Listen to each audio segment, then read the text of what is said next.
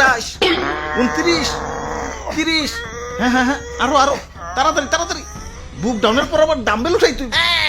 হালাই আমগো এই গরমের ভিতরে জিম করাইতাছে, পুষ্টিকর খাবার দেওয়ার নাম নাই, প্রোটিন পাউডার খাওয়াইয়া খাওয়াইয়া কি কষ্টটাই না করাইতাছে।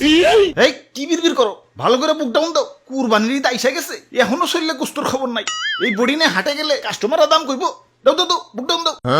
ওই গোস্ত পাইবা কই? হারা বছর খাওয়াইছো তো খালি শুকনা খের, খের খাইয়া পাইছা সেটাই তো বেশি। ঘাসের খবর নাই, ভুসির খবর নাই। ঠিক কইছেন ভাই, শুকনা খের খাইয়া আমার তো কষা হইয়া গেছে। আমারে কি তোমরা বলদ খামারি পাইছো যে সারা বছর ঘাস ভুসি খাওয়ায় খাওয়ায় নিজের পকেট ফাঁকা করবো, আবার বিক্রি করবার যেও কুইতা কুইতা লাভ করবো? আমি না মানব সেবা না গরু সেবা করতে আহি নাই, লাভ করতে আইছি। না বেশি সময় নাই, এই যে নাও সারা বছর ঘাস ভুসির পাওয়ার, একবারে নাও। চিরে মশাই কামড় দিছে রে, বড় মশা। ভাই এটা মশা না, এটা হলো গরু মোটা বানানোর ইনজেকশন।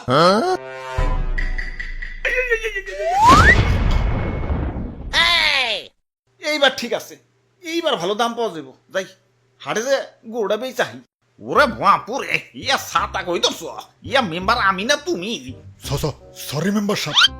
আমি হইলাম এই এলাকার একজন গণ্যমান্য ব্যক্তি, মান সম্মান ধরে রাখার জন্য ইয়া নিয়ত করছি এবার সবচেয়ে দামি গরুটাই কুরবানি দিব।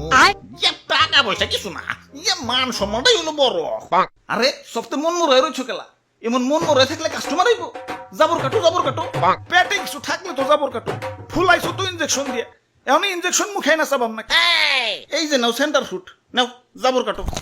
ওরে বাপুরে, ইয়া গরু তো ভালোই মোটা তাজা হইছে। ইনজেকশন দিছো নাকি? আরে কি যে কোন, গরু তো আমার ফলমূল ছাড়া কিছু খাই না। এই তো একটু আগেও 10 কেজি আপেল সাবার করে দিল, দেখেন না পেটটা কেমন ফুলে রয়েছে। হালার খামারি, ইনজেকশন দিয়ে ফুলিয়ে এখন কইতেছো 10 কেজি আপেল খেয়ে পেট ফুলাইছে। কি বিশ্বাস হইতেছে না? দেখেন গরুর মুখ দিয়ে এখনো ফল ফ্রুটের গন্ধ পাইবেন। ওরে শয়তান, তাহলে সেন্টার ফুডের লেগে দিছো। যা সেন্টার ফুডই খাম না। থু। তা গরুর দাদা দাম কত? বেশি না, মাত্র 10 লাখ। বাপরে, এত দাম? গরুর দামই তো চাইলাম না, সারা বছর গরুর যে আপেল কমলা খাওয়াইছি ওটির দাম চাইলাম মাত্র।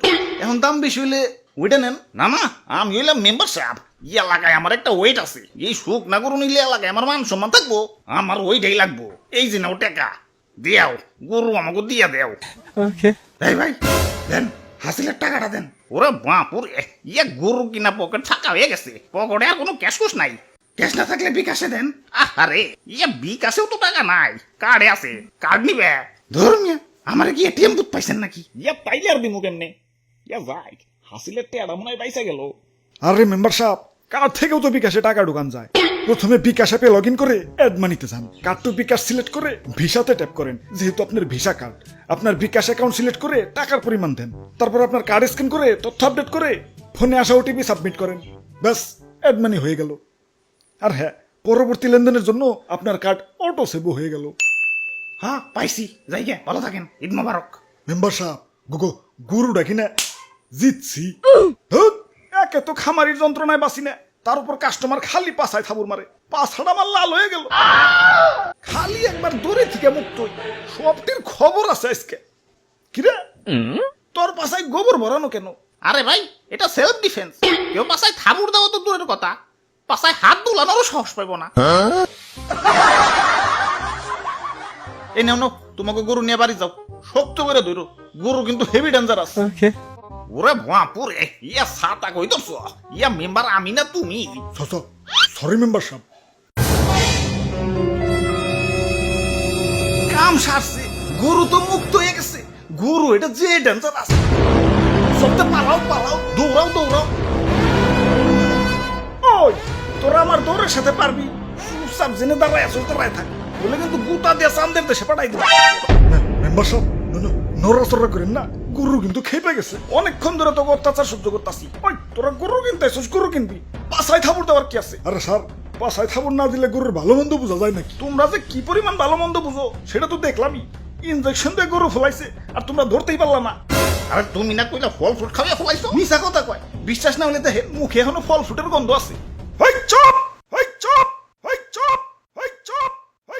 অনেকক্ষণ ধরে তোকে অত্যাচার সহ্য করতেছি। আরে আমি গরু, আমারে মুসলমানরা কুরবানি দিব, আমার আত্মা ধন্য হয়ে যাইব। আর তোমরা বদমাশ খামারিরে আমাকে শরীরে বিষ ঢুকাই আমাকে শরীরের 12টা বাজিয়ে দাও। আরে আমার মাংস খাওয়ার পর যে তোমাকে শরীরের একটা বাজবো সেদিকে খেয়াল আছে। ওই একটা ইনজেকশন আনতো, হালার পাছায় হান দিয়ে দেই। ইয়া দুষ্টু খামারি, আমার টাকা ফেরত দেও। ওই তোমরাও দোয়া তুলসী পাতা না, দেন নাম্বারে করে কেমনে জানি করে টাকা কামাইছো, এলাকায় খুব সম্মানী ব্যক্তি হয়ে গেছো। কুরবানি দিবে তো আবার লোক দেখানো, আল্লাহর দরবারে পৌঁছাবো কিনা সন্দেহ।